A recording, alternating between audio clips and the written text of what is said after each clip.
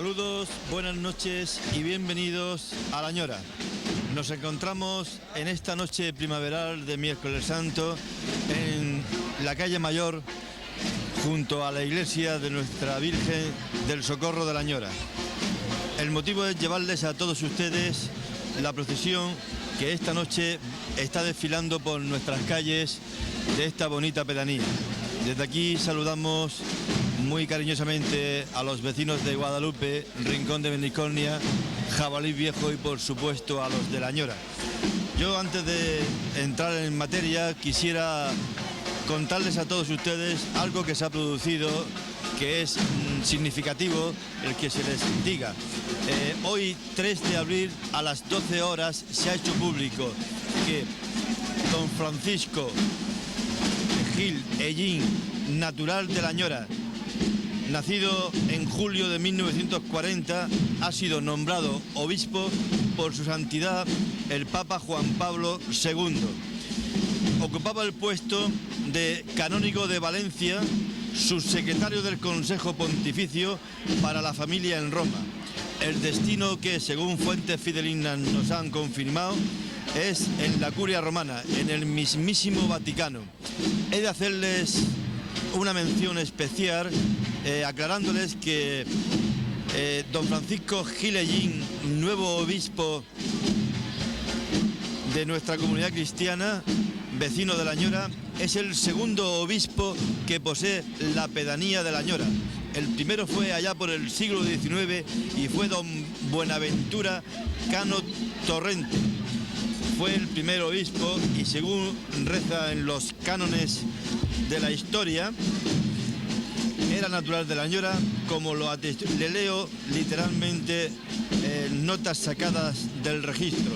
Es natural de La Ñora, como lo atestigua la partida de bautismo, que dice así: en esta iglesia parroquial de Nuestra Señora del Socorro, del lugar de La Ñora, en 10 y 8 de julio de 1779, yo, don Bernabé Gil, prevístero de dicho lugar, et commissione parochi, bauticé solemnemente y crismé un niño que nació el día 14 de dicho mes a las 9 de la noche, a quien puse los nombres de Buenaventura Joaquín José Teodoro, hijo legítimo de Pablo Cano, natural de dicho lugar, y Ana Torrente de Algezares. Fueron sus abuelos paternos Gaspar Cano, del referido lugar de La Ñora, y María Palomero, de la ciudad de Orán, y los maternos Valentín Torrente, de dicho Algezares, y Beatriz de Cáceres, de dicha ciudad de Orán. Bien, esto es a grandes rasgos un poquito la biografía de este primer obispo que tuvo La Ñora allá por el siglo XIX. Pues bien, desde aquí felicitamos a todos los familiares de don Francisco Gil Ellín y, por supuesto, a todos los vecinos de La Ñora, porque que esta pedanía con 3.000 habitantes ya posea un obispo en el siglo pasado y otro en este, dice mucho de estos lugares.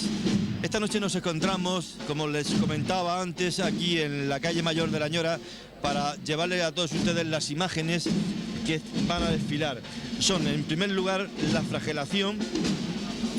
En segundo lugar, por primera vez, la imagen de San Pedro, nuestro Padre Jesús, la Verónica, San Juan Evangelista y Nuestra Señora de la Esperanza. Pero esta noche tengo dos personas que me acompañan en las tareas de locución para llevarles a todos ustedes, enriquecerles un poco más mis comentarios. Ellos son, en primer lugar, a mi izquierda tengo a Gloria Fresno, ella vive en La Ñora, es cordobesa y ya vive aquí en este mencionado lugar 9 años. Gloria, buenas noches. Buenas noches.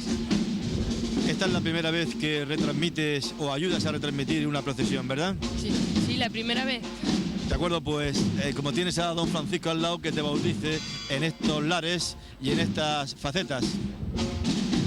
Junto a mí y junto a ella, perdón, está don Francisco Gilberchí, cura párroco de La Ñora, donde yo ya es conocido de todos ustedes y yo les dejo el micrófono a ellos para que hagan su introducción y después, con sumo gusto, estaremos de nuevo con todos ustedes. Sí, yo diría, buenas noches en primer lugar, que todo lo de La Ñora y de los pueblos circunvecinos nos congratulamos con este nombramiento que el Santo Padre ha tenido bien de nombrar a Francisco Gil como obispo. Es el único obispo diocesano que existe actualmente en Murcia. Tenemos de Murcia otro obispo que está en Bolivia, que es Jesús Juárez, pero además es de una orden religiosa, y el único diocesano es este. Por eso el congratularnos no solamente la Ñora y los pueblos estos, sino toda la diócesis, nos sentimos orgullosos de este nombramiento. A él y a toda su familia y a todos los que se alegran de este acontecimiento, pues nos congratulamos con ellos.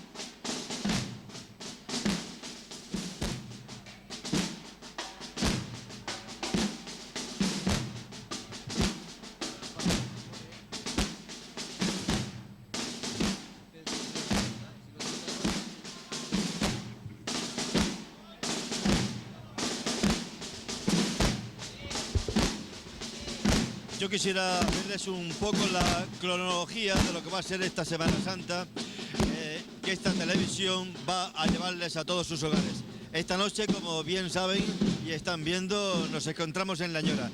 Mañana estaremos en el bonito pueblo de Guadalupe, donde retransmitiremos y grabaremos la procesión del Santísimo Cristo del Rescate. El viernes estaremos en Jabalí Viejo, donde desde la calle San Antonio, al igual, llevaremos las mismas imágenes que desfilan por las calles de la bonita pedanía de Jabalí Viejo. Y ya por último, el domingo estaremos de nuevo aquí en La Ñora, para por la mañana a las 8 llevarles a todos ustedes la preciosa y maravillosa procesión del Cristo resucitado. Domingo de alegría, domingo de júbilo, aquí estaremos. Primeramente viviremos la semana de pasión, y después el domingo será la alegría, el ser triunfantes, puesto que el Hijo de Dios, él resucitará al tercer día, según decían las Escrituras. Bien, ya les dejo con mis compañeros, después de hacerles esta pequeña cronología de lo que va a ser las retransmisiones de nuestra Semana Santa.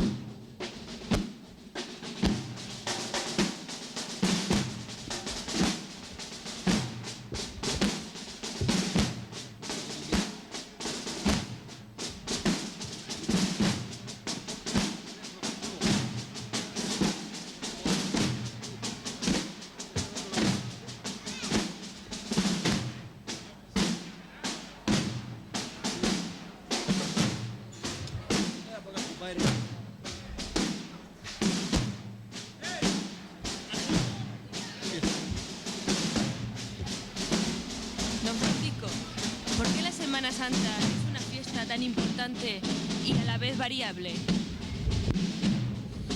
Sí, efectivamente la Semana Santa es un acontecimiento muy importante y diríamos muy antiguo. Es casi tan antiguo como la humanidad, o por lo menos tan antiguo como la historia del pueblo de Israel. Mirad, si os dais cuenta, ya en los albores de la humanidad, tal y como se conoce en la Biblia, resulta que ya Caín ya ofrecía a Dios lo mejor de sus corderos. Caín no, Abel. Y Caín ofrecía pues los frutos de sus cosechas.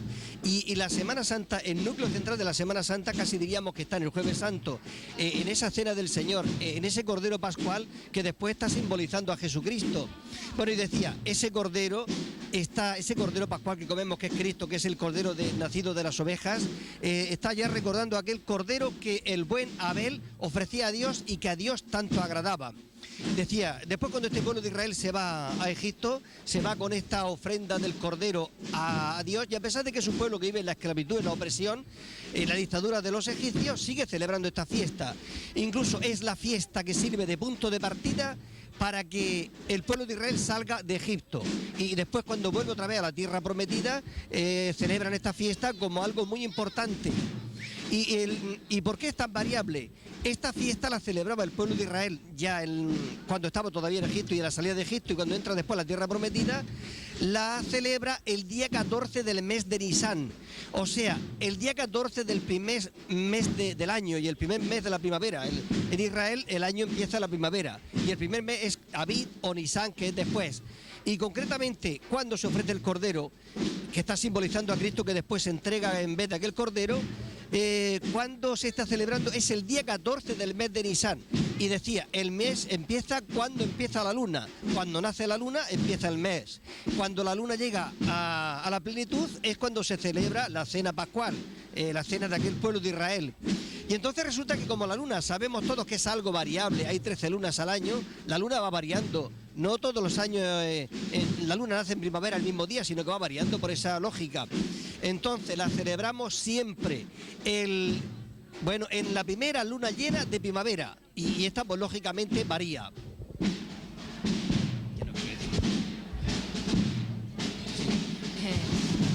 ¿Cuál es el trípode sobre el que reposa la Semana Santa?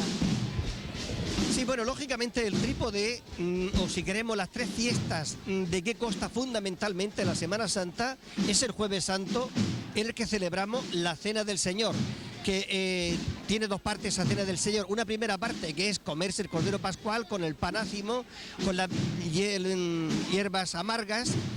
Y después de esa cena, ya cuando se han comido eso, se han bebido concretamente 3 vasos de vino, después es cuando Jesucristo empieza algo nuevo, superpone a eso que ya existe, esa cena normal, diríamos natural, de alimentos naturales, superpone otro tipo de cena, otro tipo de alimento. Antes ha ofrecido, le ha dado a los discípulos un pan normal y un vino normal. Después, cuando ya lleva la tercera copa, entonces le va a dar un pan que no es simplemente pan normal, sino que ya es un pan que representa su cuerpo, que simboliza su cuerpo. Es el mismo que se entrega en ese pan. Y además en esa cuarta copa de vino que les da a los discípulos, ya no es un vino normal y corriente, sino un vino consagrado, un vino convertido en su sangre. Es la primera misa que celebra Jesucristo y es precisamente Jueves Santo. Y es la primera comunión que le da también a sus discípulos. Los apóstoles hicieron todos, los 12 apóstoles. Perdón, 11 porque Judas ya se había marchado, para este momento se había marchado. Los 11 apóstoles, en que quedara Judas, hicieron su primera comunión precisamente el día del Jueves Santo, recibiendo el pan y el vino consagrados en el cuerpo y la sangre de Cristo, de manos del mismo Jesucristo. Entonces, don Francisco, ¿la muerte de Cristo en la cruz es una segunda Eucaristía? Sí, efectivamente, diríamos la primera Eucaristía que da Jesucristo, que es el jueves, es una muerte de Cristo, es una entrega de Cristo, pero una entrega que se llama incruenta, diríamos sin sangre, sin sufrimiento, sin dolor. Esa es la primera misa que celebra. La segunda ya es cruenta, ya es con sangre, ya es con dolor, ya es con sufrimiento. En la primera ofrece el pan y el vino, que son su cuerpo y su sangre. En la segunda ofrece su cuerpo inmolado en la cruz y ofrece su sangre derramada con ese corazón traspasado por la lanza. Esa es la segunda Eucaristía que celebra Jesucristo.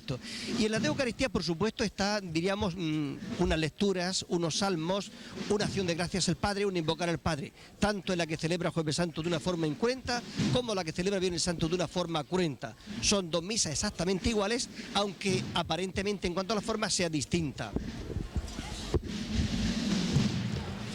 ¿Cuáles fueron los delitos que imputaron a Jesús para condenarlo al final a muerte? Bueno, hay, diríamos, dos tipos de delitos, si queremos. El mismo delito visto desde el punto de vista de los judíos y otro visto desde el punto de vista de los paganos, de los romanos. ¿Por qué los judíos matan a Jesús? Bueno, los judíos no fueron los que mataron a Jesús, puesto que los judíos no tenían atribuciones para matar a nadie. Sabéis que el pueblo judío era un pueblo que estaba subyugado al pueblo romano, y entonces ese pueblo judío puede infligir castigos, penas, pero no puede nunca condenar a muerte. Eso solamente lo pueden hacer los romanos, que son los que mandan allí. ¿Por qué los judíos condenan a muerte a Jesús? Pues diríamos fundamentalmente por tres cosas. Una, por la envidia. ¿Por la envidia por qué? Porque Jesús con su predicación con sus milagros, con su talante, con su estilo de vida, Jesús se va llevando a la gente le va siguiendo.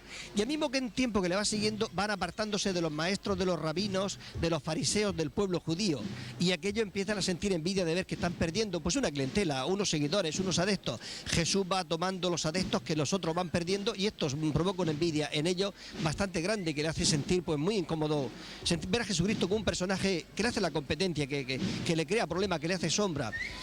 Y luego otra de las cosas sería también, bueno, pues resulta que aquella gente, los sacerdotes, sobre todo el sumo sacerdote, que era Caifás concretamente en ese año, pues están viviendo del templo y se están aprovechando del templo y están explotando a la gente con el templo. Y bueno, y esto Jesucristo lo ve muy mal y entonces les acusa, les denuncia que están aprovechándose del templo, que están explotando el templo, que están, diríamos, aprovechándose de la fe, de la sencillez, de la buena voluntad de la gente. Y bueno, y esto lo dice, y aquellos le está sentando mal de que lo estén acusando, pues bueno, de todo esto.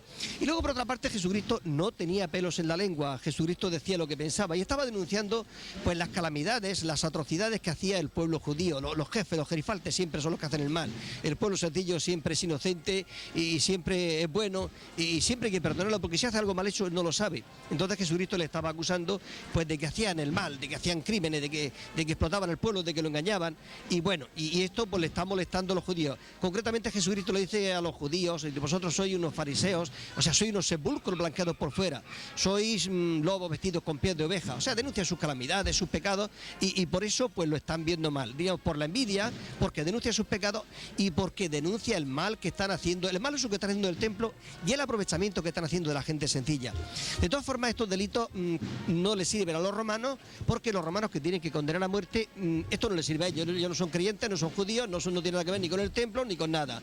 ¿Por qué lo matan los romanos? ¿Qué acusación presentan los judíos contra Jesús ante Poncio Pilato, que es el que tiene que condenarlo a muerte? Bueno, pues le dicen concretamente que solivianta al pueblo, que es un celotes, es decir, un separatista. Como ese pueblo estaba esclavizado, le dicen: aquí está Jesús que está intentando soliviantar al pueblo, sublevar al pueblo contra los romanos. Y eso es algo que los romanos veían mal. Y también le dice: mira, se ha declarado rey de los judíos, o sea, un líder político que va a ponerse al frente del pueblo y que lo va a soliviantar para enfrentarse contra el pueblo romano. Y eso también. También le acusan de que no paga el impuesto al César, y efectivamente sí lo paga.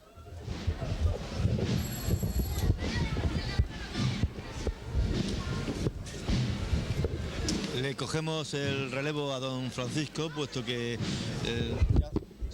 se encuentra delante de nuestras cámaras, a nuestra altura, el trono de la flagelación. Este trono consta de una talla con la imagen de Jesús atado a la columna, dos judíos azotándole y uno acostado, medio tumbado en el suelo, sacándole la lengua.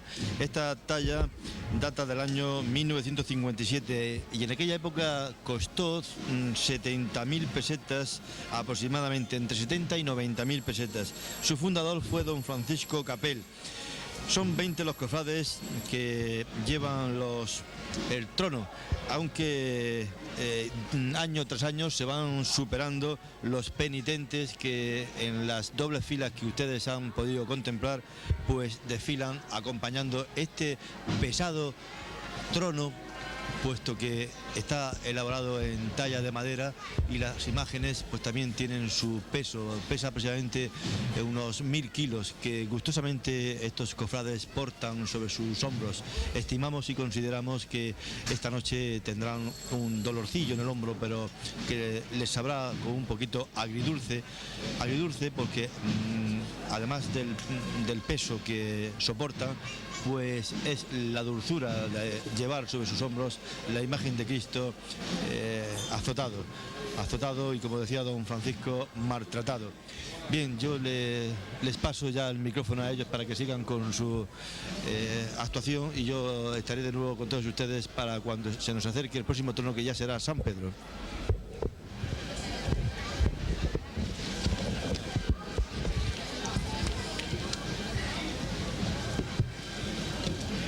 Don Francisco, viendo el paso que acaba de pasar, ¿en qué consistía la flagelación? Bueno, yo creo que la flagelación la estamos viendo ahora mismo, la tenemos aquí delante, y la flagelación consistía en coger al reo, en este caso el reo es Jesús a pesar de ser inocente, y lo amarraban a una columna boca abajo, y entonces le estaban propinando latigazos dos personas, que aquí concretamente vemos dos, que son los que le están dando, pero que podían ser dos, o podían ser cuatro, o podían ser seis. O sea, cuando querían infligirle gran daño, pues entonces se iban turnando, se iban relevando los que le infligían este castigo. Aquí vemos que lleva unos ramos que parece que son ramos de espino, lo que llevan estos dos flageladores, y allí lo que era pues un trozo de madera al cual iban adheridas unas correas, y esas correas acababan en unas puntas que llevaban un plomo o un hierrecito o unos huesecitos que cuando propinaban el latigazo se clavaban en la carne, y luego llevaba unas puntas para que al tirarle arrancaras los trocitos de carne y bueno, infligieran más daño. Era el golpe y era el tirón. No sabemos qué era más doloroso, si el golpe que le daban o el tirón con que lo sacaban la carne. Este trono vulgarmente también es llamado el trono de los sayones. ¿Qué eran los sayones? Bueno, los sayones, pues eran estos señores que llevan los pasos. Estos que van aquí de Colorado, estos son los sayones. Los sayones eran los señores encargados de infligir el castigo al reo. Y estos sayones, bueno, podíamos entender que eran los jueces o los fiscales que acusaban. Y bueno, y eran los que estaban infligiendo este daño. Estos podían ser o bien gente, diríamos, especializada de la magistratura, no magistrados, que entonces, bueno, pues diríamos, tenían un poco de consideración, por lo menos pegaban de una forma civilizada, de una forma, pues diríamos, no brutal. Y cuando lo hacían estos que se llamaban lictores, concretamente estos, diríamos, profesionales, pues hacían daño. Pero bueno, tenía cierto pase. Sin embargo, habían otros que eran los soldados romanos, que eran unos brutos. Siempre los romanos han sido muy brutos. Y entonces estos, por el mismo tiempo que daban latigazos, daban patadas, insultaban, abofeteaban, escupían, insultaban. Bueno, propinaban todo tipo de sufrimiento, ya no el físico, sino también el moral. Y bueno, y aquí no sabemos concretamente si los sayones allí eran, o bien, diríamos, profesionales de la magistratura, o eran soldados romanos desaprensivos. Volviendo un poco a la pasión de Jesús, al morir Jesús, el velo del templo de Jerusalén se rasgó en dos, de arriba a abajo. ¿Cuál es su significado? Sí, efectivamente, en el templo, e incluso yo diría en los templos, concretamente en el templo de la Ñora también ha existido eso. En los templos había una parte que era para todo el pueblo en general.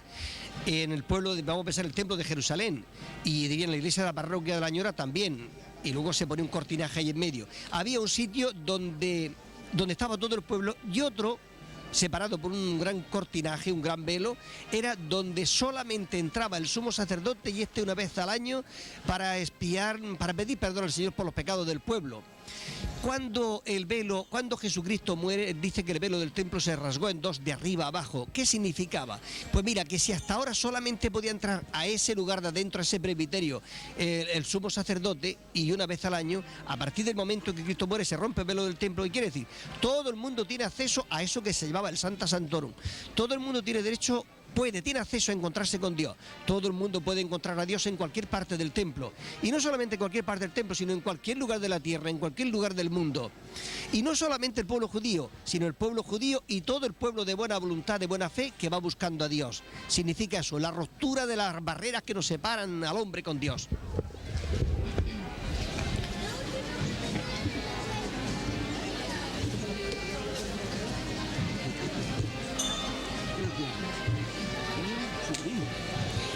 Jesús murió el Viernes Santo. ¿A qué hora le crucificaron y a qué hora murió? Bueno, sí, efectivamente sabemos que Jesucristo murió el Viernes Santo. Y bueno, lo llevaron a crucificar, lo clavaron en la cruz a las 12 de la mañana. Se sabe que fue a la hora sexta, que a la hora sexta son las 12 de la mañana nuestras, y que murió 3 horas más tarde, o sea, murió a las 3 de la tarde. Concretamente nosotros celebramos los oficios, diríamos la pasión y muerte del Señor, la celebramos aquí, concretamente en la parroquia de Añora, a las 5 de la tarde. La verdad es que lo hacemos 2 horas más tarde de lo que tuvo lugar en aquel Calvario de Jerusalén. O sea que entonces crucificado a las 3 y muerto a las 3 de la tarde. Solamente duró 3 horas. Diríamos, admirablemente, sorprendentemente, solamente vivió 3 horas clavado en la cruz, a pesar de que podía haber estado más tiempo. ¿Cuál era el destino final de los muertos en la cruz? Bueno, el destino final de los muertos en la cruz diríamos que había dos clases. Si el crucificado era judío y tenía parientes allí, tenía familiares, pues normalmente cuando había muerto los familiares le pedían al gobernador, a Poncio en este caso, a Poncio Pilato en este caso, le pedían el cuerpo del difunto, ya una vez que había muerto se lo pedían, y a que no tenía inconveniente dárselo para que lo sepultaran. Sin embargo, cuando ese no tenía amigos, no tenía familiares, no era del pueblo judío, normalmente los muertos se quedaban allí clavados en la cruz, olvidados y arrumbados, hasta que las aves se los comieran y la rapiña los descuartizaran, y se quedaba el escrito que se caía. O sea, podían estar muchos días y durante meses incluso clavados en la cruz como, no sé, como un pájaro que se ha quedado ahí clavado y que nadie se acuerda de él, que nadie acude por él.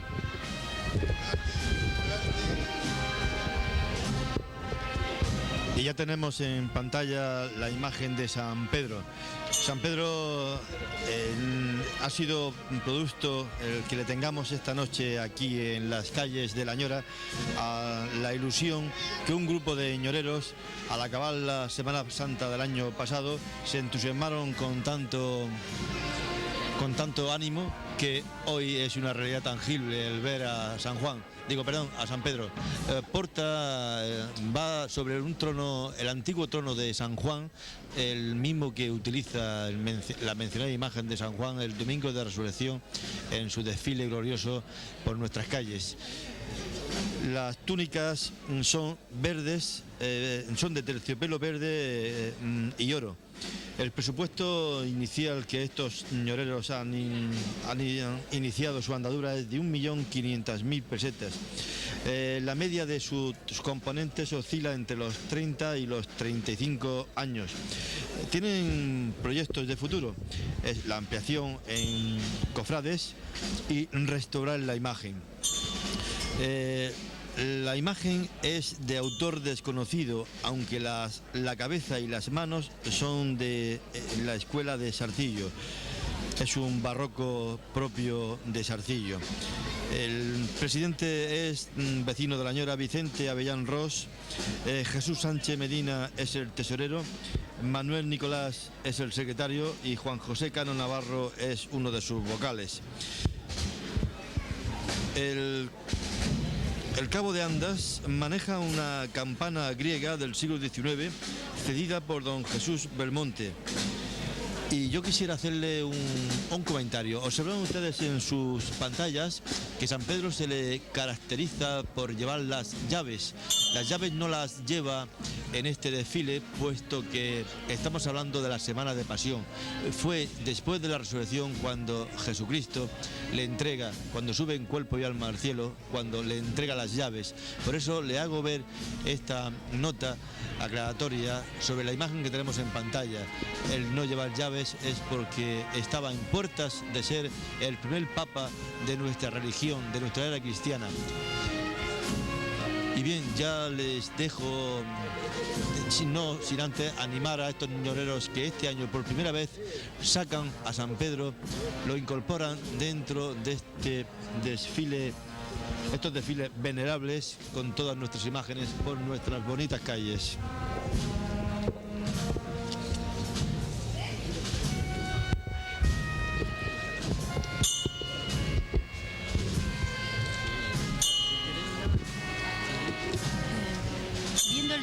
De San Pedro, se me ocurre decirle, don Francisco, ¿cómo se explica que los discípulos, cuando fueron a orar en el huerto de los Olivos junto a Jesús, fueran armados? Sí, es que hay una cosa que sabéis que en el pueblo de Israel pues había mucha gente que era muy partidaria de expulsar a los romanos de allí. Y entonces estaba pues ese partido que era de los celotes, los separatistas, y bueno, y había dentro de los discípulos de Jesús había también el Simón el celote, que el Simón el separatista, a pesar de que Jesucristo no solamente escogiera, diríamos, progresistas, separatistas en este caso, sino también, pues diríamos, gente más unida al poder, como era por ejemplo Mateo, el publicano, que era pues eso, más bien un pudiente, que la gente de la clase pudiente estaba de acuerdo con el poder, pero la clase pobre pues quería liberarse de aquel poder. Bueno, y entonces decía que había gente que quería separarse y por eso iban armados. De hecho, yo diría que lo llevan, y concretamente uno de los que van armados es San Pedro, y algunos más también, De hecho, en San Pedro llevaba la espada porque había tenido una confusión de una vertiente que le había hecho Jesucristo. Jesucristo le había dicho, mirad, van a venir tiempos malos y sabéis que de aquí atrás os he mandado sin bolsa, diríamos sin dinero y sin alforjas, sin víveres, y no os ha faltado nada, y sin bastón y tampoco os ha hecho falta, pero vienen tiempos difíciles. Ahora os digo que el que tenga bolsa, el que tenga dinero, que se lo recoja, y el que tenga alforjas, que se las prepare, y el que no tenga, le dice Jesús, que venda el manto y se compre la espada. ¿Para qué? Pues para recabar víveres, para aprovisionarse de víveres, diríamos. No sé, un poco para presionar a la gente que le diera de comer, porque se iban a quedar muy al desmantelado, al descubierto. Y San Pedro dice, mira, aquí hay uno que tiene 2 espadas. Y Jesucristo tuvo que reprenderle, pero ¿qué estás diciendo, bárbaro? Cállate, ya basta. Pero de todas formas, no entendieron el sentido que Jesucristo quería darle. Decía que se proveyeran de espadas para aligenciar comida, para proporcionarse comida. Pero ellos lo entendieron mal. Aquí hay que armarse hasta los dientes, y hasta los dientes van armados al huerto de los olivos. Por eso cuando sacó la espada fue sin el permiso de Jesucristo. Y cuando le propinó el golpe a aquel guardia, pues Jesucristo inmediatamente llamó al orden a Pedro de vete a las paredes en la vaina, el cáliz que me ha dado mi padre, la muerte que mi padre ha destinado para mí, la tengo que vivir. Y bueno, y además que el padre podía mandar 12 legiones de ángeles que me defendieran. O sea, no necesito espada, no vengo aquí a que me defendáis. Mi padre me defiende y yo acepto la voluntad del padre.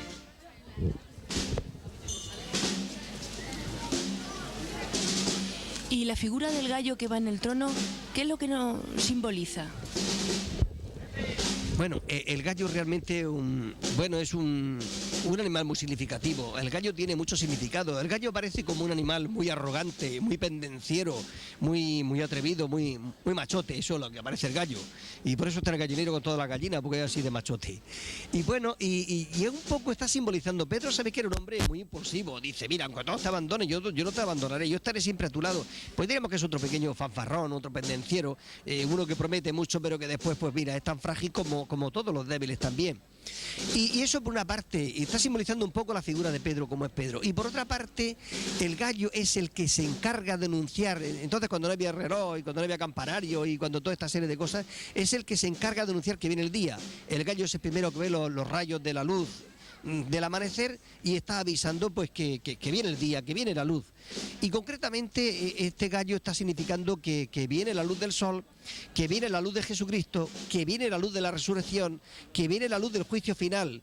Diríamos, el gallo está anunciando con esa luz que amanece que Dios está pronto a hacerse presente en medio de los hombres.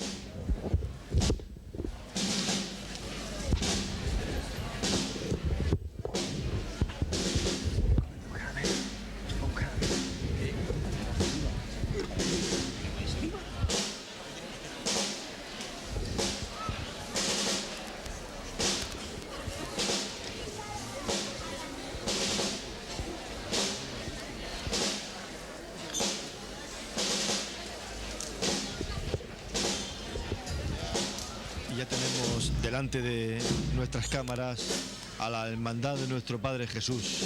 Un año más esta hermandad está preparada para la celebración de la Semana Santa con renovada ilusión y por culminar una serie de actos que se van a ver reflejados en el día de hoy y en el viernes próximo. Toda la hermandad ha vivido con cariño y afán de superación la llegada de la Semana Santa. La directiva ha trabajado de lleno y este año hay unas primicias que la primera es esa cruz que ven ustedes en sus pantallas. Es la primera vez que desfila este año en La Ñora, al igual que el estandarte que ven ustedes detrás. Este será el estandarte que sucesivamente, año tras año, iremos viendo que preside la procesión de Miércoles Santo, y el estandarte que lo venía haciendo habitualmente de aquí atrás en los años anteriores será el que presidirá la procesión de los Viernes Santo. Esas son las innovaciones que han introducido este año pues esta hermandad de nuestro Padre Jesús. Está compuesta por 74 personas, donde 42 son los nazarenos penitentes, 18 los estantes o portapasos y 14 mayordomos.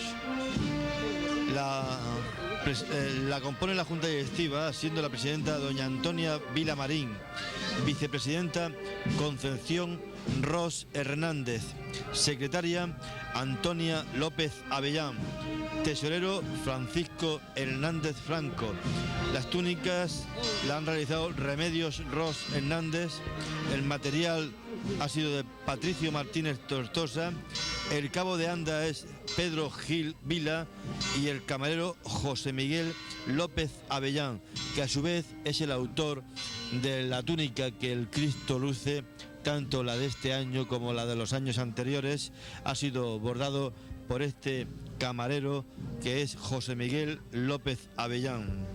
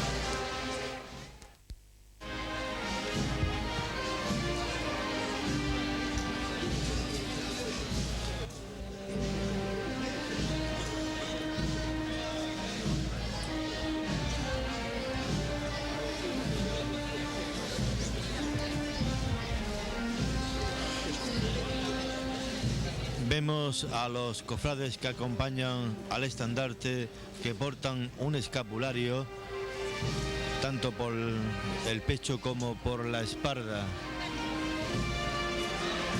Vemos unos bonitos faroles que portan estos nazarenos penitentes de la Hermandad de nuestro Padre Jesús. Agradecemos desde aquí a todos estos nazarenos que cuando pasan por delante de nuestra mesa de locución depositan parte de su carga dulce, como son los caramelos, algo típico en nuestra región murciana. Yo he tenido un lapsus cuando pasaba San Pedro. Quería comentarles, para hacer una comparación con el San Pedro cartagenero. Como todos ustedes saben, San Pedro y San Juan pertenecen a los militares, a la cuestión castrense, y cuando salen de sus respectivos cuarteles para incorporarse a las iglesias, para posteriormente desfilar, se les pide el santo y seña en los cuerpos de guardia, como si de un soldado más se tratase.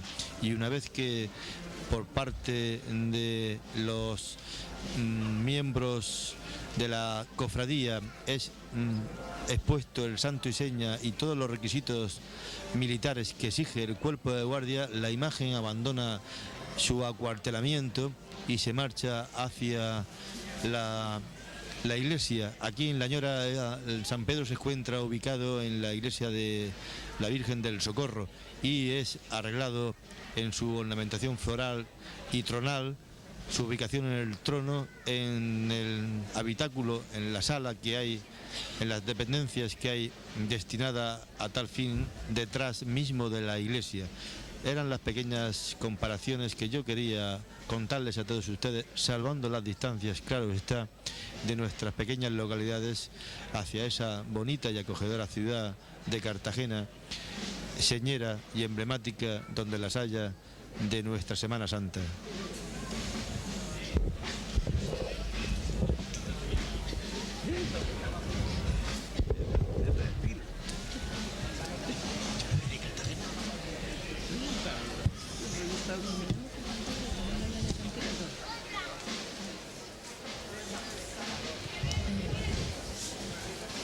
¿Qué dice don Francisco la tradición sobre el arrepentimiento de San Pedro?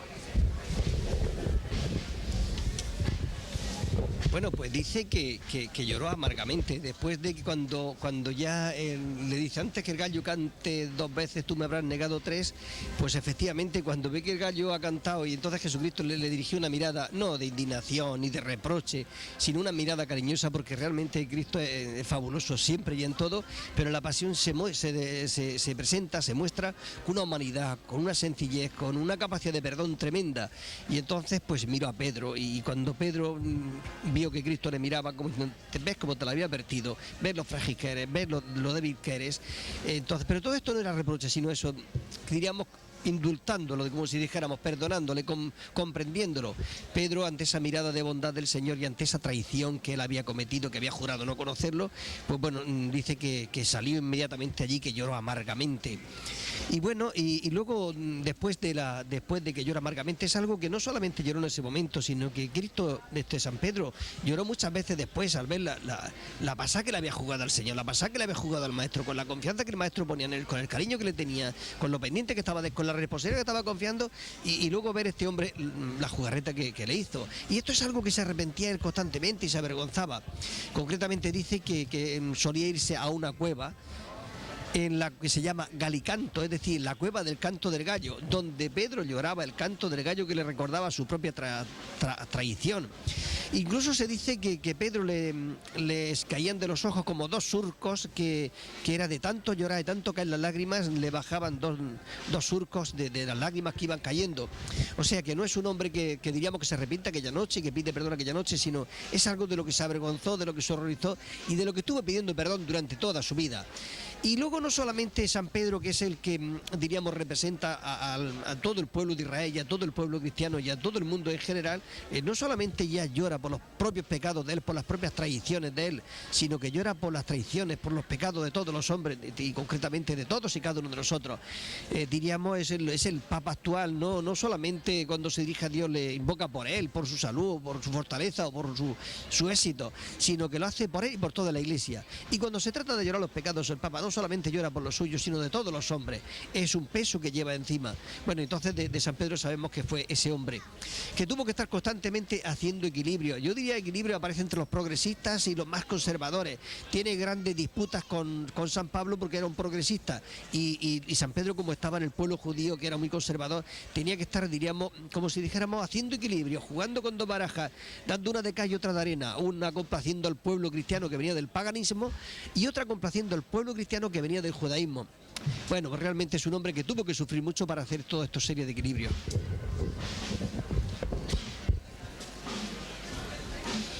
Viendo estas filas de nazarenos, ¿qué significan los capirotes? Los estandartes, los faroles, ¿qué significado tienen? Bueno, el significado que tienen, por ejemplo, los estandartes, que es el primero que ha pasado, ya que los estandartes diríamos, son una representación, diríamos, es una representación, un símbolo de la hermandad que va siguiendo el estandarte. Ahí están todos representados. Casi diríamos que ahí está, diríamos, su lema. Ahí está, diríamos, lo que están representando, lo que están haciendo. Están siguiendo a ese estandarte, como siguiendo, diríamos, sus estatutos, sus reglas, su norma de conducta, su norma de comportamiento, su conducta moral, está todo eso ahí representado. De hecho, un estandarte que diríamos que hablamos poco de él y que no le llamamos estandarte nunca, es la cruz. La cruz es también un estandarte. Y en la cruz pues no hay un paño bien dorado y bien bordado. No, ahí está la figura de Jesucristo. Cristo, la cruz es el estandarte donde está Cristo y todos los cristianos miramos a Cristo. Y miramos a Cristo como nuestro Salvador, y miramos a Cristo como nuestro Maestro, y miramos a Cristo como nuestro amigo, y miramos a Cristo como quien está dando la vida por nosotros. Miramos a Cristo como quien es para nosotros norma de conducta, norma de comportamiento, esperanza de vida. Luego los faroles. Bueno, Jesucristo dice, yo soy la luz del mundo, yo soy la luz del mundo, el que me sigue no camina en tinieblas, sino que tendrá la luz de la vida. Cristo es la luz del mundo y también invita a sus discípulos que también sean luces, que también sean antorchas, que también sean guías y maestros para nosotros, que sean creyentes, que vivan viviendo su fe, den testimonio de su fe a los demás, inviten a los demás a seguirle. Y luego, si queremos un poco en el sentido ya más práctico, es que resulta que en un principio las procesiones no tenían, las calles no estaban tan iluminadas como están estas nuestras ahora mismo, con estos focos tan potentes, sino que no había luz eléctrica. Y entonces, pues diríamos, la forma de conducirse la gente por la calle era llevando su vela o llevando su farol para alumbrarse. Diríamos, significa que con la luz que llevan en la mano van siguiendo a Cristo, que es luz del mundo, y por otra parte es una luz con la que se van alumbrando. Y los capirotes, pues, date cuenta que van vestidos de arriba abajo, estos sayones y todo esto. Y lo que está simbolizando son personas que van haciendo penitencia. Incluso los caramelos que van repartiendo están simbolizando, son pecadores, van haciendo penitencia. Son personas que han robado a alguien, pues yo que sé, en los bienes o en su fama, y de alguna forma o se han peleado con alguien. De alguna forma lo que van haciendo es resarciendo lo robado, devolviendo lo robado, recompensando al otro el mal que le han hecho. O si queremos también, cuando ofrecen un caramelo, diríamos, ofreciendo nuevamente la paz, ofreciendo la amistad, ofreciendo la mano, ofreciéndose a sí mismo en ese obsequio. Y este capirote que mira hacia arriba, ¿qué significa? Son personas que van caminando por la vida, que van con los pies por el suelo siguiendo a Cristo, pero al mismo tiempo con la mirada, con el pensamiento, con el corazón puesto en el cielo. Por eso los capirotes no apuntan al suelo, sino que apuntan al cielo, apuntan hacia arriba, hacia Dios.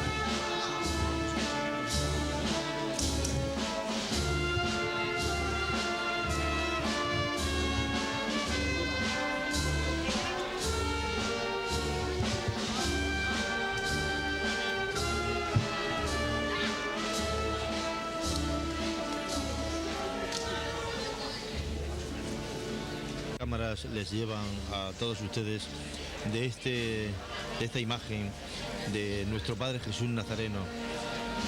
He de comentarles que son tantas las flores que lleva depositadas en el trono que dos pequeños ángeles que van a los mismos pies de la imagen de nuestro Padre Jesús, prácticamente uno de ellos pasa desapercibido, puesto que es tapado literalmente por la multitud de flores que abundan en este extraordinario trono.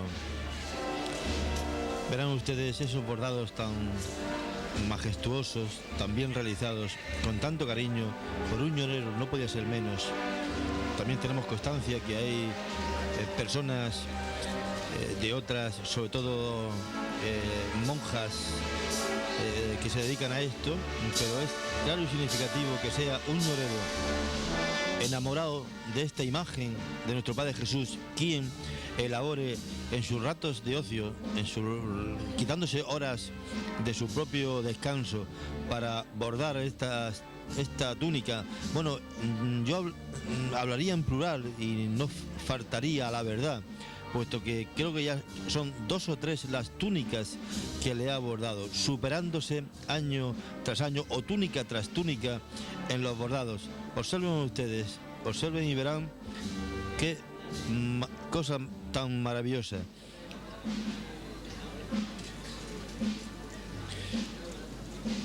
Y bien, y ya les dejo con mis compañeros que sigan haciéndole la exposición litúrgica de esta procesión.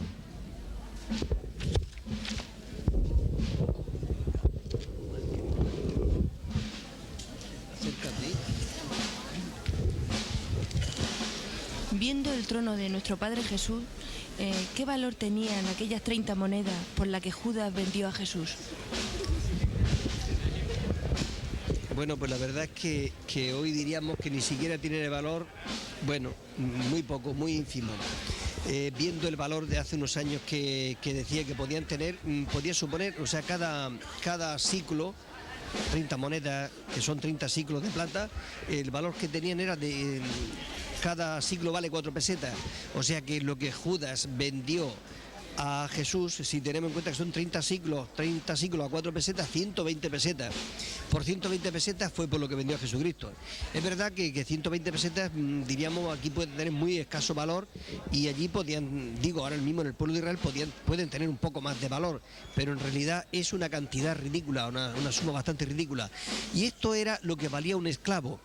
Mirad, cuando alguien hería a un animal de otro, por ejemplo a un buey o a una oveja o a un burro del otro, o se lo quitaba o se lo mataba o algo, tenía que indemnizar al dueño de ese animal pues el daño que le había infligido, y entonces tenía que pagarle 30 ciclos por el buey o por el burro o por la oveja, y los esclavos tenían el mismo precio que tenían esos animales. Ya sabéis que los esclavos era alguien a quien uno podía matar o podía vender o podía hacer lo que quisiera con él. Los esclavos no tenían categoría de persona, valor de persona, sino simplemente el valor de un animal que se compra, que se vende, que se utiliza, que se mata, que se hace lo que se quiere con él.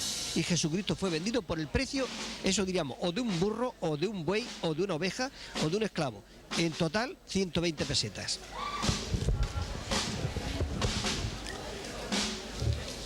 Vemos que nuestro Padre Jesús porta la cruz. ¿De qué elemento costaba la cruz de Cristo? Bueno, había dos tipos, diríamos, de cruces. O sea, el crucificado podía llevar la cruz de estas dos formas, o bien llevando solamente el palo transversal, que se lo ponían sobre los hombros, y a ese palo que ponían sobre los hombros amarraban los brazos, con lo cual de alguna forma, dijéramos, iba esposado al mismo tiempo que iba cargado. Y después, cuando llegaba al patíbulo, al lugar diríamos, del sacrificio, de la muerte, entonces en ese mismo palo que llevaban los hombres lo cogían y lo colgaban arriba y se quedaba colgado. O sea, ya veía unos palos allí clavados, unos mástiles clavados, sobre los cuales luego después llegaba y enganchaban al otro y ya tenían, pues antes lo llevaban amarrado, llevaba el peso, llevaba todo y así lo colgaban arriba, ni más. Y luego había otro tipo que es el que tenemos nosotros delante, que era la cruz completa. Parece ser que lo que llevó Jesucristo no fue solamente el palo transversal en el que estaban clavados los brazos, sino el transversal donde estaban las manos clavadas y también el que estaba vertical y que donde se clavan también los pies. Diríamos, la razón para pensar que el que llevaba a Cristo era mucho más pesado es que no pudo llegar con él. Era un peso muy insoportable y entonces pues se le hacía tan pesado que tuvo el cirineo que, diríamos, que echarle una mano, pero no solamente que ayudarle a llevarlo, sino quitar a Jesús y llevar al cirineo con la cruz detrás, con la cruz que Jesús ya no pudo llevar. Era tan pesada que no pudo llegar con ella hasta el Calvario.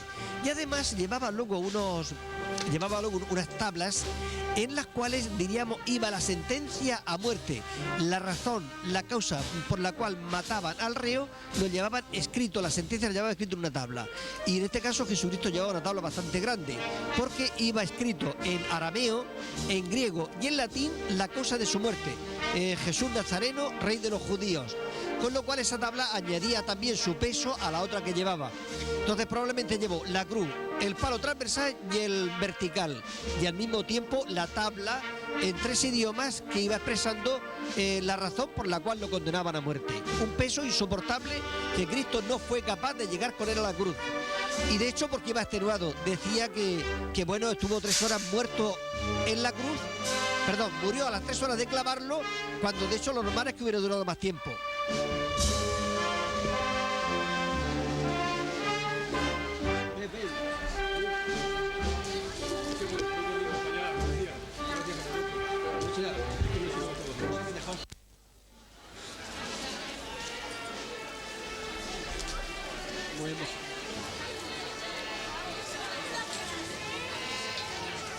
De su juicio.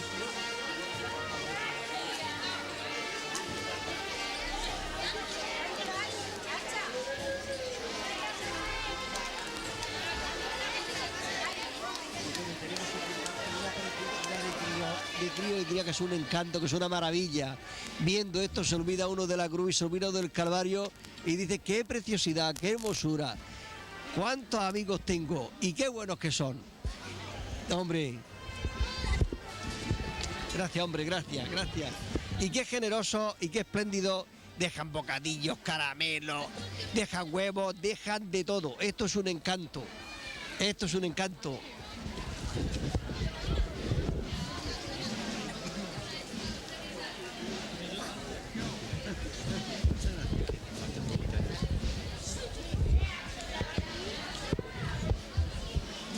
Hace unos segundos estaba en pantalla el nuevo y flamante estandarte que luce por primera vez esta hermandad, digamos, sí, de la mujer Verónica. Imagen que representa aquí en La Ñora a 3 mujeres bíblicas. Mujer Verónica, hoy, mañana, el viernes Samaritana, y domingo Virgen María, la Madre Alegre, que encuentra a su hijo después de la resurrección. Y a la postre yo les diría que una cuarta representación de mujer tiene esta imagen, y es la Virgen del Rosario. Pero para ceñirnos a la Semana de Pasión, hoy miércoles representa a la mujer Verónica. Su presidenta es Paula Navarro, el secretario don Francisco Sánchez López, y luego tiene a las mayordomas, a la mayordoma de Paso y Túnica Virtudes Gómez, y la mayordomo de Cabo de Andas José Antonio García Franco. Son 16 los estantes y 50 los penitentes. Luce joyas esta imagen, donde se cuenta por los más viejos del lugar que fue un regalo de una catalana con raíces ñoreros. Y bien, ya tenemos a los cofrades penitentes desfilando delante de nuestras cámaras, y esa imagen de la mujer Verónica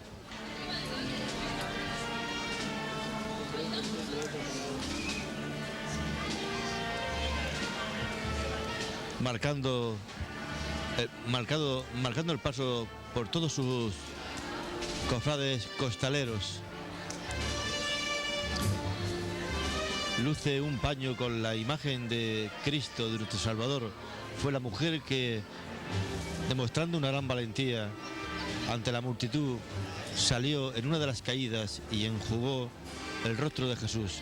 Jesús no le habló, la miró, y esa mirada es la que lleva fielmente reflejada en el rostro, en ese paño que luce esta mujer Verónica.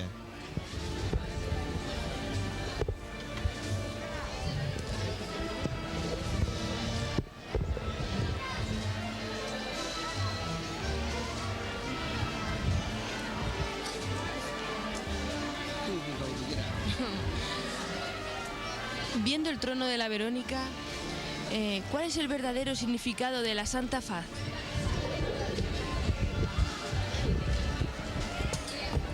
Bueno, habría que decir cuál es el sentido de Verónica, qué significa Verónica. Nosotros fácilmente le atribuimos esto a un nombre de mujer, y de hecho hay mujeres que se llaman Verónica, pero la verdad es que la palabra Verónica lo que está diciendo es verdadera faz, verdadero rostro de Cristo, verdadera imagen de Cristo. Cuando nosotros estamos viendo a esa persona, diríamos, no estamos, dirigiéndonos a la persona, estamos mirando esa foto que lleva, esa imagen que lleva, ese rostro de Cristo que está ahí plasmado.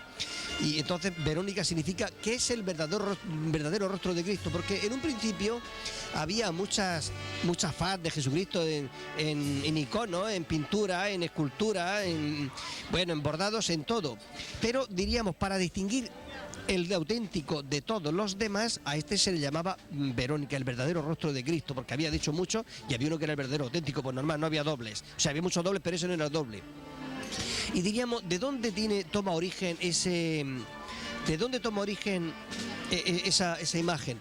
Mirad, cuando Cristo murió y cuando José de Arimatea y Nicodemo lo bajan de la cruz, pues al bajarlo de la cruz hace como nosotros hacemos cuando hay un accidente, se le cubre la cara para no verle la cara así pues afeada de un muerto, y un muerto ensangrentado, y un muerto que le están cayendo la sangre a chorro de las espinas que le han colgado arriba y bueno, está muy desfigurado, y para no ver ese rostro desfigurado y para no presentarle a la Virgen que estaba allí un rostro tan desfigurado en sus propios brazos, pues entonces le cubren la cara, y al cubrir la cara es cuando se imprime esa imagen que nosotros hemos estado viendo. Incluso en la Sábana Santa de Turín tiene también un lienzo que le ponen encima y también le cubre la cara a Jesucristo. Y la imagen de la cara que aparece en la Sábana Santa, donde está la cara y el resto del cuerpo, y este rostro, donde solamente está el rostro, se ve que es exactamente el mismo, diríamos, los carriles de sangre o de sudor o las fisuras que lleva, que aparecen en la Sábana Santa en el cuerpo entero, están también en concretamente esta santa faz, este rostro de Cristo, este paño con el que le tapan la cara, se guarda en Oviedo, en la catedral de Oviedo, y hay un día al año en el que todo el pueblo se congrega en la catedral o en la plaza de la catedral, y el obispo de Oviedo sale con esa faz del Señor, sale con ella y bendice al pueblo, así como bendecimos al pueblo, bueno, con la mano, con la custodia, con el copón, cuando lo bendecimos, allí lo bendicen con la santa faz. Es una santa faz que llegó allí desde Jerusalén, pasando por África, después entró a Sevilla, de Sevilla pasó a Toledo, y de Toledo pasó a Asturias. O sea, la santa faz auténtica, la verdadera, se venera en Oviedo, y es esa que decía, con la que el obispo bendice al pueblo una vez al año.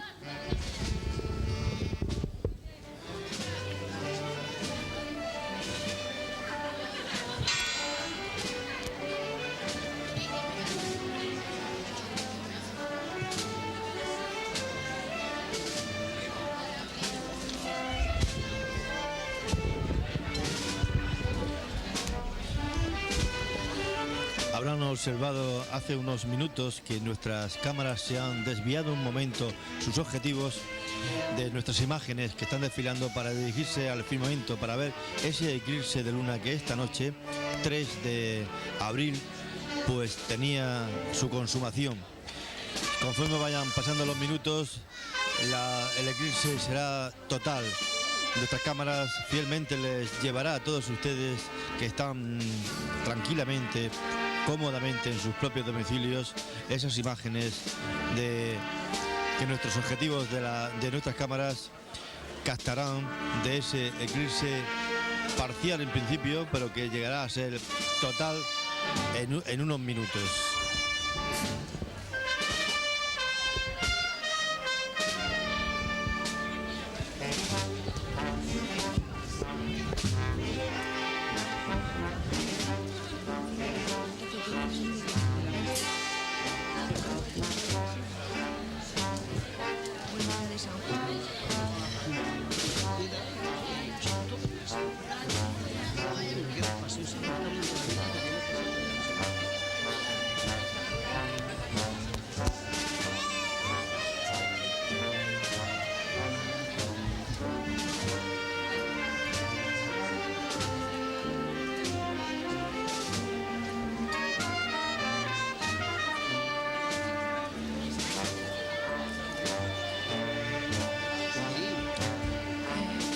Don Francisco, volviendo a la pasión de Jesucristo, ¿qué distancia tuvo que transportar Cristo la cruz?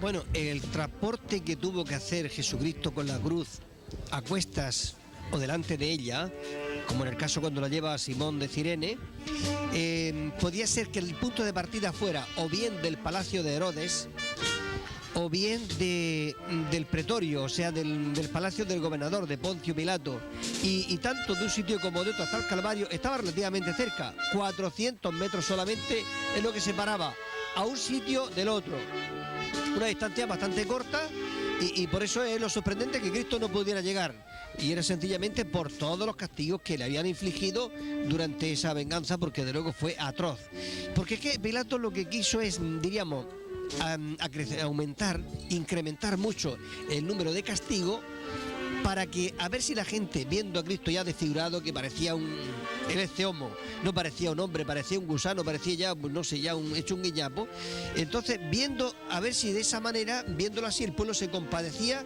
y ya le perdonaba la vida. Y bueno, por eso decía, como iba tan extenuado, a pesar de que el recorrido no era muy largo, sin embargo no fue capaz de soportarlo, por tanto castigo que le había infligido, pero el trayecto era unos 400 metros.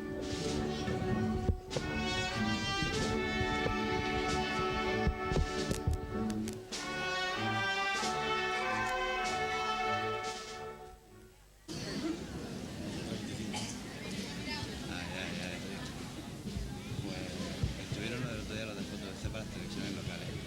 Estoy hablando con Juan.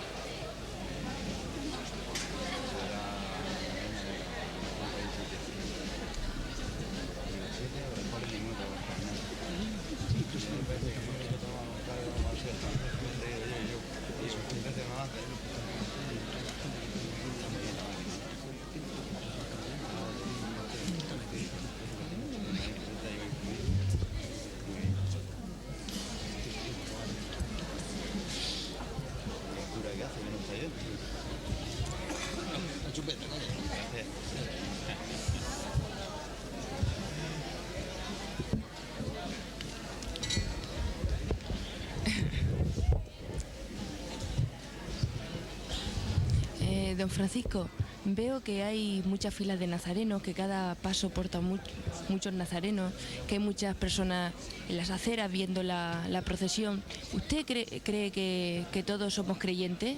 ¿Que tenemos verdadera devoción?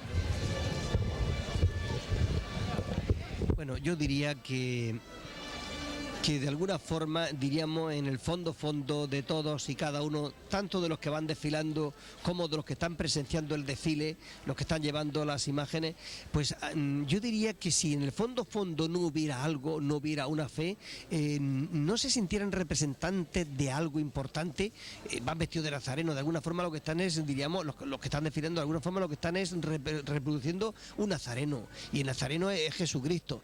Yo diría que van representando a Jesucristo sin darse cuenta, sin pensarlo. En el fondo hay una fe y en el fondo hay una creencia y en el fondo van buscando a Dios, y yo diría hasta sin saberlo. Incluso cuando la gente presencia los desfiles de los nazarenos, pueden definir el fondo se está buscando a Jesús, se quiere uno encontrar con ese nazareno que iba con la cruz a cuestas, y cuando vemos los que llevan los pasos, pues en definitiva esos estantes, que así se llaman los que llevan los pasos, pues se está pensando sin darse cuenta en que es el Cristo que pasa cargado con la cruz a cuestas, o yo que sé, cuando llevan otra imagen. En definitiva, todo esto en el fondo es fe. Si un pueblo que diríamos que viviera sin Dios y viniera aquí, pues diría, bueno, pues esto es una pandilla de locos, de inconscientes, de yo que sé, de lo que sea. Pero hay que reconocer que aunque no se profesen cristianos, aunque no vivan la fe, aunque no conozcan mucho a Jesucristo, sin saberlo lo están siguiendo, sin saberlo lo están representando, sin saberlo lo están adorando, sin saberlo lo están amando, y sin saberlo están predicando el Evangelio. Pues unos a otros todos nos estamos predicando el Evangelio, los que miran y los que siguen. Todo esto en definitiva es porque en el fondo hay una fe, y no sé, es la fe que puede tener cada uno. Mira, una es la fe que puede tener, pues yo que sé, uno que ha estudiado una carrera y que ha estudiado la teología, que se conoce, diríamos, el Evangelio, pues yo que sé, del hilo al pabilo, de la hasta la Z. Unos son los que lo saben y lo conscienten de todo, y otros son los que lo están viviendo, y a veces viviéndolo y sintiéndolo más profundamente creo que sabemos mucho. Yo creo que sí es verdadera fe, yo creo que sí es verdadera creencia. Yo creo que todo esto es su fe, es expresar su fe, es expresar su creencia. Yo diría, es una forma de dar catequesis, una forma de evangelizar sin darse cuenta, y además gratuitamente.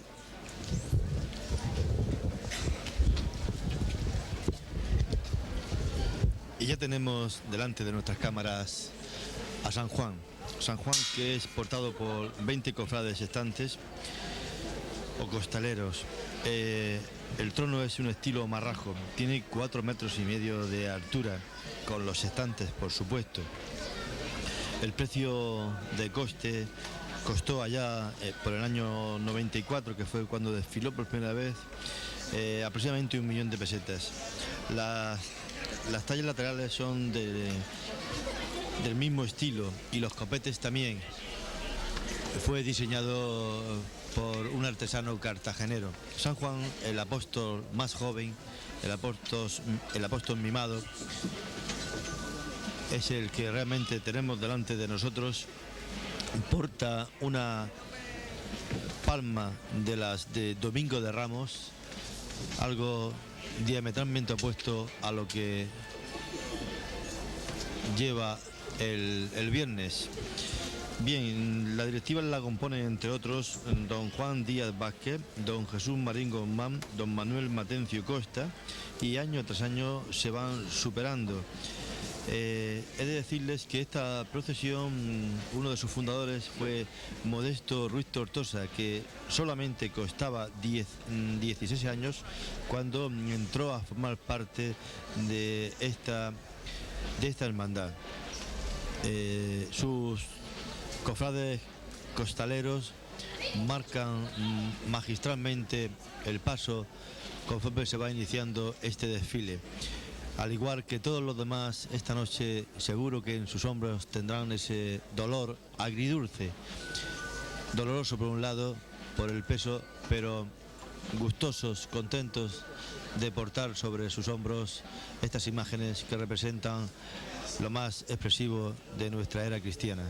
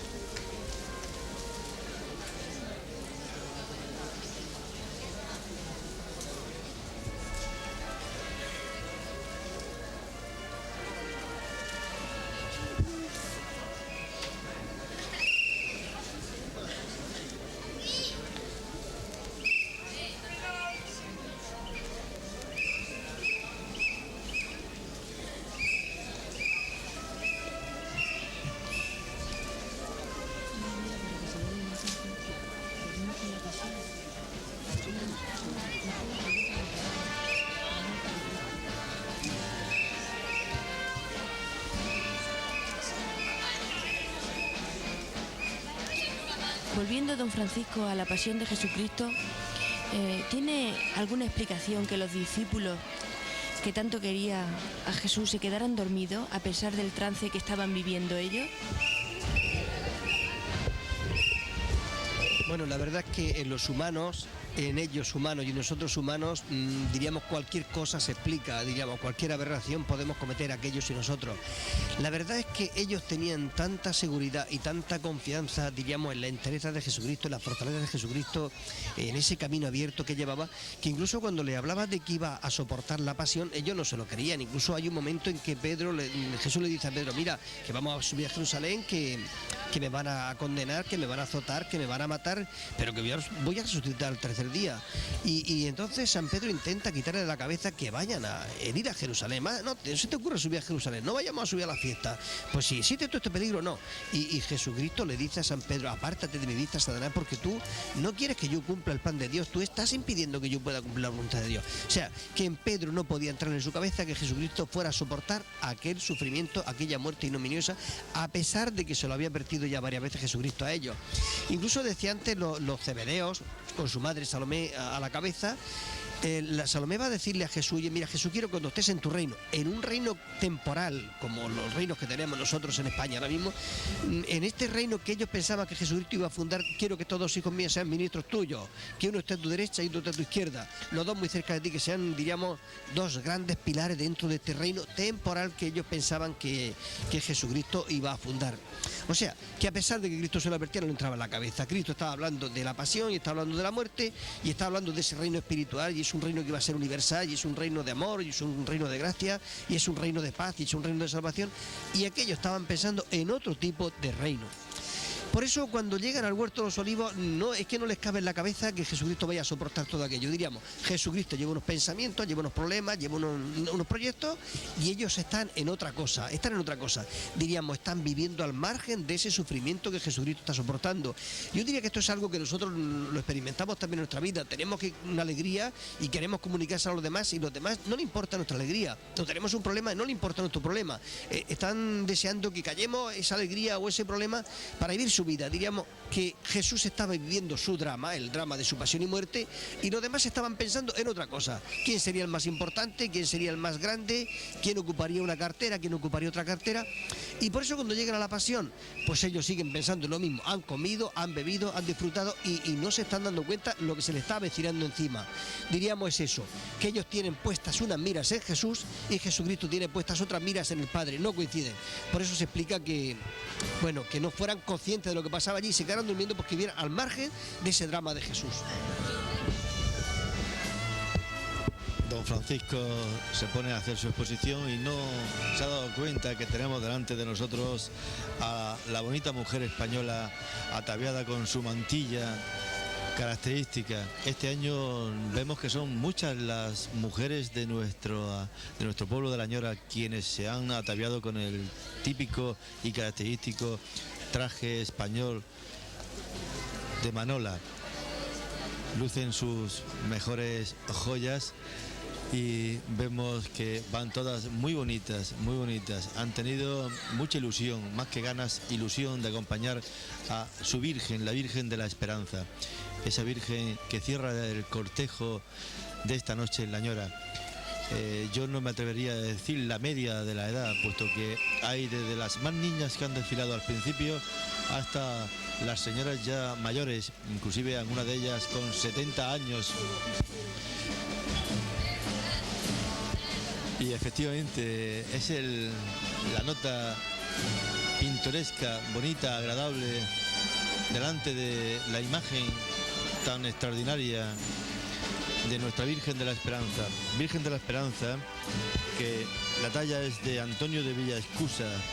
Las joyas que lleva esta imagen son donaciones de nuestras gentes. Goza de gran arraigo, fervor y entusiasmo esta Virgen entre todos los ñoreros. Es portada por 16 cofrades estantes y son 40 los cofrades penitentes que desfilan junto a ella.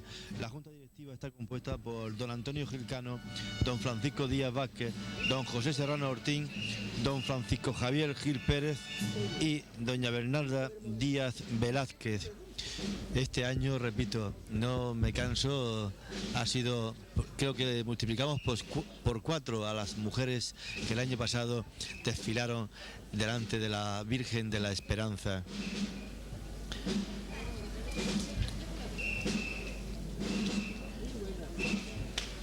Muy bonito este trono de la Virgen de la Esperanza que ya cierra nuestro cortejo. Yo quisiera un poquito terminar ya esta intervención antes de que lo hagan mis compañeros, haciéndole un reconocimiento a la policía local que tan bien y con gran efectividad han realizado su trabajo de dirigir el tráfico esta noche aquí en esta Ñora, que no hayan vehículos mal aparcados. Nuestro más sincero reconocimiento a nuestra policía local. También nuestro agradecimiento al comercio que han colaborado con nosotros para que esta retransmisión pueda efectuarse en vivo y en directo. Y ya les comunicamos que cierra este desfile procesional las autoridades civiles y militares, civiles y del Cabildo, cerrando la banda de música. Mañana estaremos con todos ustedes en la bonita pedanía de Guadalupe, donde a la altura de la calle Perejo y Ferrer ubicaremos nuestras cámaras y nuestra unidad móvil para grabarles en vivo y en directo la procesión del Santísimo Cristo del Rescate. Buenas noches, feliz descanso. Si quieren ustedes salir a contemplar el eclipse de luna, ya está en un 50%. Esta cofradía, unido, cerrando el presidente de la Asociación de Vecinos, nuestro alcalde pedáneo y el presidente del Cabildo de Nuestra Señora del Paso. Buenas noches y un feliz descanso. Les dejamos con don Francisco.